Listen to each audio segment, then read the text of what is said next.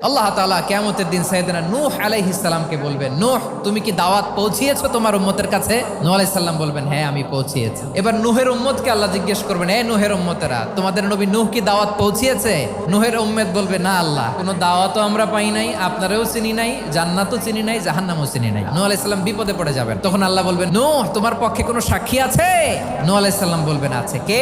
উম্মতে মুহাম্মাদি। তখন আমরা বলবো, আল্লাহ, আল্লাহর নবী নূহ আলাইহিস সালাম তিনি আপনি যা যা বলেছেন ঠিক তা তার উম্মতের কাছে পৌঁছে দিয়েছে। এবার নূহের উম্মতের সাথে আমাদের ঝগড়া লাগবে। তারা বলবে, তোমরা আসছো আমাদের হাজার হাজার বছর পরে, তোমরা কি করে জানলা? তোমাদের সাক্ষী ধর্তব্য হবে না? আমরা তখন বলবো, আমাদের কোরআনে তোমাদের নবীর নামে আল্লাহ তাআলা একটা সূরা নাজিল করেছেন, সূরাতে নূহ। দিন রাত এক করে তোমাদের কাছে তিনি দাওয়াত পৌঁছেছেন, সব আমরা জানি। আমরা যখন বলবো এই কথা, নূহের উম্মত চুপসে যাবে। তখন আমরা সত্য বলেছি কিনা এটা আল্লাহ তাআলা জানতে চাইবে বিশ্বনবীর কাছে। তখন বিশ্বনবী আমাদের পক্ষে সাক্ষী দিবেন। আওয়াজ করে বলেন আল্লাহু আকবার।